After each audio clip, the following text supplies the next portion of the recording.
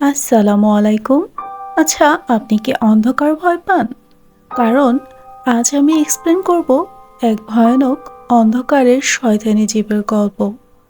অন্ধকারেই যার বসবাস। এই মনস্টার একা এবং দুঃখী মানুষের পিছু নেয়। পরিবারের সদস্যদের কণ্ঠ নকল করে ভয় দেখায়। কেউ কেউ নাকি দেখেছে এই জীবটিকে। মুভিটির IMDb স্কোর 5.9 আউট অফ 10। চলুন শুরু করা যাক গল্পটি।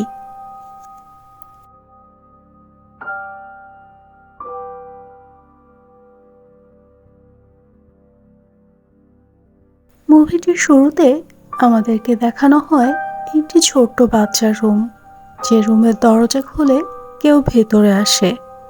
আর সেই ছোট্ট বাচ্চাটি অনেক কান্না করে ভয়ে, কিন্তু কেউ আসে না তার কাছে।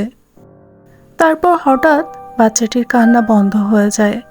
হয়তো সারা জীবনের জন্য কেউ থামিয়ে দিয়েছে তাকে। এরপর আমরা দেখতে পাই সাইকিয়াট্রিস্ট ডক্টর উইল হার্পারের বাসা, যেখানে তিনি তার দুই মেয়েকে নিয়ে থাকেন। কিছুদিন আগেই মারা গিয়েছেন ডক্টর হার্পারের ওয়াইফ, তাই তারা তিনজনই অনেক আপসেট ছিলেন। তার দুই মেয়ের নাম সেরি এবং সোয়া। সেরি তার মাকে অনেক মিস করত, তাই তার মায়ের পোশাককে জড়িয়ে সে নিজেকে সান্ত্বনা দিত। সেদিন সকালে মিস্টার হার্পার তার পেশেন্টের সাথে কথা বলছিলেন। কথা শেষ করে তিনি সেরি ও সোয়াকে স্কুলে ড্রপ করেন। সেরি সেদিন তার মায়ের ড্রেস পরে স্কুলে গিয়েছিল, কিন্তু তার ক্লাসমেটরা তাকে এই ড্রেসের জন্য বুলি করে এবং সে বাসায় ফিরে যায় কাঁদতে কাঁদতে। অপরদিকে ডক্টর হার্পারের চেম্বারে হঠাৎ একজন লোক আসেন তার সাথে কথা বলতে, যার নাম ছিল লাস্টার ব্লিংস। তিনি ডক্টর হার্পারকে বলেন যে তার 3টি বাচ্চা মারা গেছে রহস্যজনকভাবে, কিন্তু মানুষ ভাবছে যে সে তার বাচ্চাদের মেরেছে। মিস্টার লাস্টার ডক্টর হার্পারকে আরও বলেন যে তার বাসা এক অশুভ শক্তি দখল করে নিয়েছে এবং সে তার বাচ্চাদেরকে খুন করেছে। মিস্টার লাস্টারের বড় মেয়ে অ্যানিকে এই অশুভ শক্তি ঘাড় ভেঙে মেরে ফেলেছে। মিস্টার লাস্টারের বড় মেয়ে অ্যানি এই অশুভ শক্তির একটি ছবি এঁকেছিল। মিস্টার লাস্টার সেই ছবিটা ডক্টর হার্পারকে দেখান, কিন্তু ডক্টর হার্পার তার কোনো কথা বিশ্বাস করেন না এবং অন্য রুমে যেয়ে পুলিশকে কল করেন। গল্পের শুরুতে যে বাচ্চাটিকে দেখানো হয়েছিল ওটা অ্যানি ছিল।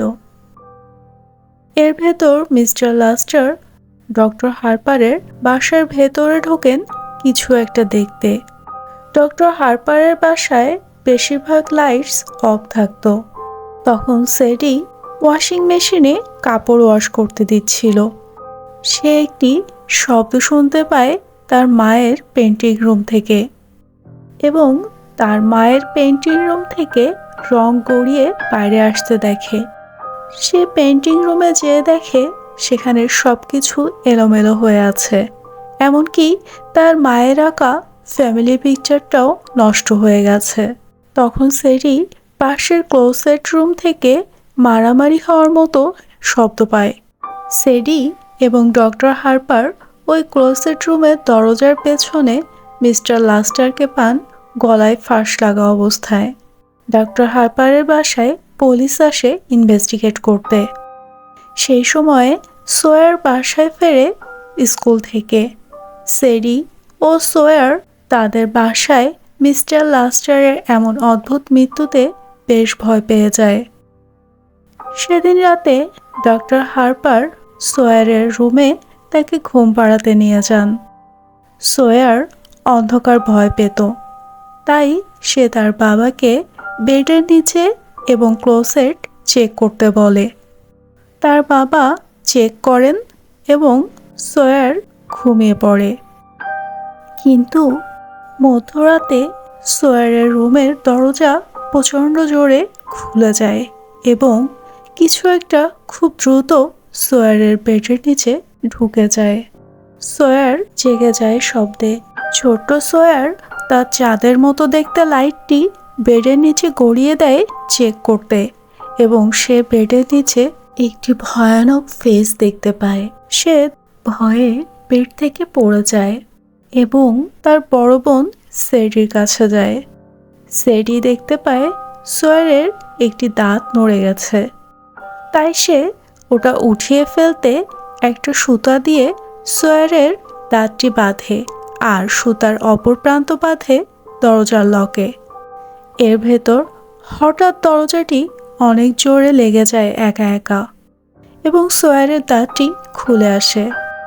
সোয়ার অনেক ভয় পেয়ে যায় এবং কান্না করে। তখন সেডি তাকে একটি ঘুম পাড়ানি গান গেয়ে ঘুম পাড়ায়। সেডি ও সোয়ার দুজনেই ঘুমিয়ে পড়ে। তখন সেডির গাওয়া ঘুম পাড়ানি গানটা দরজার বাইরে থেকে একটি ভয়ানক গলায় কেউ গাইছিল, আর সোয়ারের দাঁতটি কেউ দরজার পাশ থেকে নিয়ে যায়। সেডি তার রুমের সিলিংয়ে হঠাৎ অদ্ভুত কালো ছত্রাক বেড়ে উঠতে দেখে। পরদিন সকালে সেডি এবং সোয়ার একজন সাইকিয়াট্রিস্টের কাছে যায় তাদের মায়ের মারা যাওয়ার শক থেকে বের হওয়ার জন্য। তখন ওই ডক্টর সোয়ারের অন্ধকারের ভয় দূর করতে রুমটি অন্ধকার করে দেন এবং রুমের মাঝে একটি লাল লাইট রাখেন যেটা ব্লিঙ্ক করছিল। এই সময় সোয়ার ওই রুমে ভয়ানক একটি মনস্টার দেখতে পায় এবং চিৎকার করে। তাদের বাবা তাদেরকে বাসায় নিয়ে আসেন। সেদিন রাতে সেডি অনলাইনে মিস্টার লাস্টারকে নিয়ে রিসার্চ করছিল। সে মিস্টার লাস্টারের বাসার অ্যাড্রেস বের করে তার বাবার অফিসে মিস্টার লাস্টার যে ফর্মটি ফিল আপ করেছিলেন সেই ফর্ম থেকে। সেডি সেখানে মিস্টার লাস্টারের মেয়ে অ্যানির ড্রয়িং বুকটা পায়। সে ড্রয়িং বুকে অ্যানির আঁকা মনস্টারের ছবিটি দেখে। অপরদিকে সোয়ার তার রুমে ঘুমাতে গিয়েছিল। হঠাৎ কেউ তার দরজায় 3 বার টোকা দেয়। সোয়ার ভাবে তার বড় বোন সেডি নক করেছে। রুম থেকে বের হয় সোয়ার, কিন্তু সেডি তখন তার বাবার অফিসে ছিল।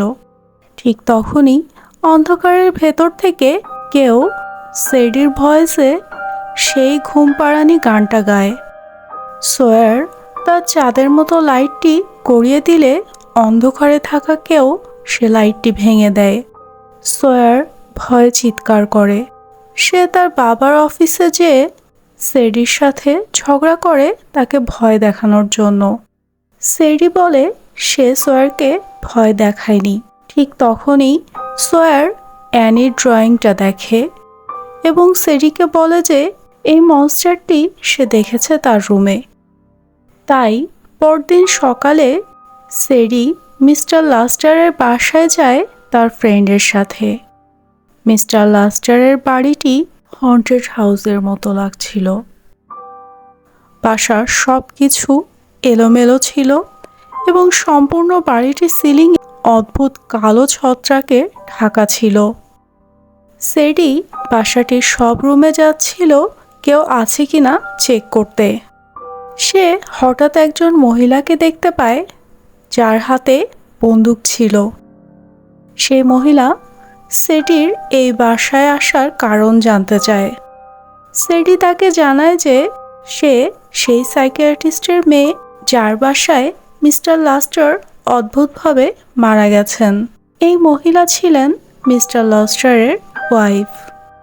সেডি তখন অ্যানির আঁকা মনস্টারের ড্রয়িংটি তাকে দেখায় এবং ডিটেলস জানতে চায়। তখন এই মহিলা এই বিষয়ে কথা বলতে চান না, কিন্তু সেডি যখন বলে যে তার ছোট বোন এই মনস্টারকে দেখেছে তার বাসায়, তখন তিনি কথা বলেন এই বিষয়ে। তিনি সেডিকে বলেন যে এখন এই মনস্টার তাদের পিছু ছাড়বে না মেরে ফেলার আগে পর্যন্ত। তিনি আরও বলেন যে এই মনস্টার একা এবং দুঃখী মানুষের পিছু নেয়, পরিবারের সদস্যদের কণ্ঠ নকল করে ভয় দেখায়। এই শ্যাডো মনস্টারের খাবার হলো মানুষের ভয় আর কান্না। তার বাচ্চারা এই মনস্টারকে বুগিম্যান বলতো। তিনি সেডিকে বলেন যে এই মনস্টার আগুন ভয় পায়, তাই আলোতে থাকতে হবে। ঠিক তখনই মিস্টার লাস্টারের ওয়াইফ সেডিকে বলে যে মনস্টারটি সেডির পেছনে। তিনি গুলি করেন মনস্টারটিকে। সেডি তখন ওই বাসা থেকে বের হয়ে যায় ভয়ে। সেডি বাসায় ফিরে ঘুমিয়ে পড়ে। সে ঘুমের ভেতর দুঃস্বপ্ন দেখে যে কিছু একটা তার গলার ভেতর ঢুকে যাচ্ছে। সেডি ঘুম ভেঙে কাশতে থাকে। ঠিক তখনই সেডি একটি শব্দ শুনতে পায় এবং চেক করতে বের হয়। সে দেখতে পায় যে তার বাবা তার মৃত মায়ের সব জিনিস বক্সে করে স্টোররুমে রেখে আসছেন। সেডি অনেক রেগে যায়।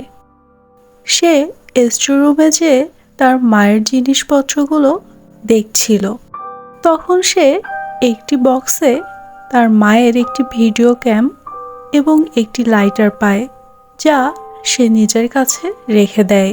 সেডি ইমোশনাল হয়ে তার মায়ের আত্মার সাথে যোগাযোগের চেষ্টা করলে শ্যাডো মনস্টার তার মায়ের গলায় ঘুম পাড়ানি গানটি গায়। সেডি তার মায়ের ভিডিও ক্যামটি স্কুলে নিয়ে ওয়াশরুমে বসে দেখছিল। তখন তার ফ্রেন্ড বেথানি আসে।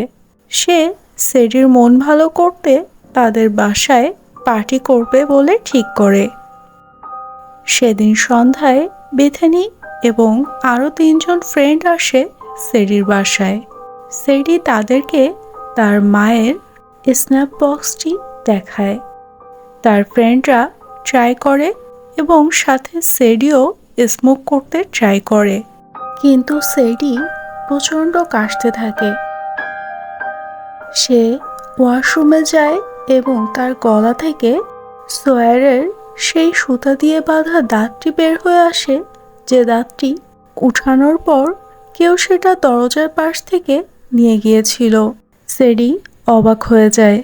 তখন সেডির ফ্রেন্ডরা সেই রুমটি দেখতে চায় যেখানে মিস্টার লাস্টার মারা গেছেন। সেডি রুমে ঢুকলে তার ফ্রেন্ডরা মজা করে রুমের দরজা বাইরে থেকে লাগিয়ে দেয়। সেডিকে তখন অন্ধকারে একা পেয়ে সেই ভয়ানক শ্যাডো মনস্টারটি বের হয়ে আসে। সেডি পাগলের মতো দরজা খোলার চেষ্টা করে এবং দরজাটি খুলে যায়। সে বাইরে এসে একটি ফ্রেন্ডকে চড় মারে, এটা ভেবে যে সে দরজা লক করেছিল বাইরে থেকে, কিন্তু তার ফ্রেন্ড বেথানি বলে যে দরজাটি একা একা লক হয়ে গিয়েছিল এবং তারাও বাইরে থেকে খোলার চেষ্টা করছিল। তখন সেডির সব ফ্রেন্ডরা চলে যায় বাসা থেকে তার উপর রাগ করে। আর সয়ার তখন প্লে স্টোরে গেম খেলছিল একা অন্ধকারে। সেখানে চলে আসে মনস্টারটি এবং সেডির গলায় সোয়ারকে ডাকে। তারপর মনস্টারটি সোয়ারকে আক্রমণ করে এবং তাকে ছুঁড়ে টিভির ওপর ফেলে দেয়। মাথা ফেটে যায় সোয়ারের। হসপিটালে তার জ্ঞান ফেরে। সেডি সোয়ারকে সান্ত্বনা দেয় এবং রুমের বাইরে আসে। তখন সেডি তার বাবাকে বলে যে মনস্টারটি সে দেখেছে এবং এটি সত্যি, কল্পনা নয়। কিন্তু তখনও সেডির বাবা বিশ্বাস করেন না সেডির কথা। তখন সেডিকে কল করে মিস্টার লাস্টারের ওয়াইফ রিটা। রিটা বলে যে সে এই মনস্টারকে মারার রাস্তা পেয়ে গেছে। সেডি যেন দ্রুত তার বাসায় চলে আসে। সেডি রিটার কথা মতো তার বাসায় যায়, কিন্তু রিটা হঠাৎ সেডির মাথা দেয়ালে ঠুকে দেয়, যাতে সেডি কিছুটা ঘায়েল হয়ে যায় এবং রিটা এর ভেতর সেডির হাত বেঁধে ফেলে। রিটা সেডিকে ডেকেছিল তার নিজের তৈরি ফাঁদের টোপ হিসাবে ব্যবহার করতে। সে রুমের চারিদিকে বন্দুক সেট করে রেখেছিল যাতে সেডিকে দেখে মনস্টারটি আসে এবং গানফায়ারে মরে যায়। হঠাৎ মনস্টারটি চলে আসে সেখানে এবং রিটার তৈরি ফাঁদে পড়ে অনেকগুলো গুলি খায় মনস্টারটি। কিন্তু পরের মুহূর্তেই মনস্টারটি আবার জীবন্ত হয়ে ওঠে এবং রিটাকে ছিঁড়ে 2 ভাগ করে ফেলে। অনেক কষ্টে সেডি পালায় মিস্টার লাস্টারের বাসা থেকে। ঠিক তখনই সেডির বাবা কল করেন সেডিকে এবং জানান যে তিনি সোয়ারকে নিয়ে বাসায় ফিরছেন। সেডি তার বাবাকে মানা করে বাসায় ঢুকতে, কিন্তু কিছু একটা হঠাৎ তার বাবা ও সোয়ারকে একটানে অন্ধকারের ভেতরে নিয়ে হারিয়ে যায়। সেডি ফোনের অপর পাশ থেকে বুঝতে পারে যে শ্যাডো মনস্টার তার বাবা এবং বোনকে আক্রমণ করেছে। সে বাসায় এসে সোয়ারকে পায় একটি জায়গায় কিছু ফেয়ারি লাইট গায়ে জড়ানো অবস্থায়, কারণ মনস্টারটি লাইট ভয় পায়। তারপর সেডি ও সোয়ার তাদের বাবাকে খুঁজতে শুরু করে। তারা তাদের বাবাকে পায় স্টোর রুমে। মনস্টারটি তার বাবাকে ধরে তার থেকে এনার্জি ও গুড মেমোরি অ্যাবজর্ব করে নিচ্ছিল। এরপর মনস্টারটি সেডিকে আক্রমণ করে তার বাবাকে ছেড়ে। তখন সেডির বাবা মনস্টারটিকে একটি ফলা দিয়ে আঘাত করলে মনস্টারটি তার বাবাকে ছুঁড়ে ফেলে দেয়। অপরদিকে সোয়ারের ফেয়ারি লাইটটি ছিঁড়ে যায়, ফলে সম্পূর্ণ স্টোররুমটি অন্ধকার হয়ে যায়। তারা শুনতে পায় মনস্টারটির গর্জন। তখন তাদের বাবা তার মায়ের লাইটারটি জ্বালান, আর সেডি এই লাইটারের আগুনে বডি স্প্রে করে মনস্টারটির মুখে দেয়। তখন সেডি ও সোয়ার মনস্টারের গায়ে পেট্রোল দিয়ে আগুন লাগিয়ে দেয়। মনস্টারটি পুড়ে মরতে থাকে, সাথে স্টোর রুমে থাকা সেডির মায়ের সকল স্মৃতি পুড়ে যায়। তারা 3 জন বাসার বাইরে চলে আসে আর তাদের বাড়িটি সম্পূর্ণ আগুনে পুড়ে যায়। অবশেষে আগুনে পুড়ে শেষ হয়ে যায় মনস্টারটি। ডক্টর হার্পার তার 2 মেয়েকে নিয়ে স্বাভাবিক জীবন লিড করা শুরু করেন। এখানেই শেষ হয় এই ভয়ানক শ্যাডো মনস্টার বা বুগিম্যানের গল্প। আমার গল্পটি কেমন লাগলো আপনাদের জানাতে ভুলবেন না কমেন্টে। আমার গল্পটি যদি আপনাদের ভালো লেগে থাকে প্লিজ সাবস্ক্রাইব মাই চ্যানেল। আর আপনাদের সাথে এরকম অন্ধকারের কোনো ভয়ানক জীবের দেখা হয়ে থাকলে জানাতে পারেন কমেন্টে। আবারও আড্ডা হবে নতুন কোনো মুভির গল্পে। ভালো থাকবেন সবাই। আল্লাহ হাফেজ।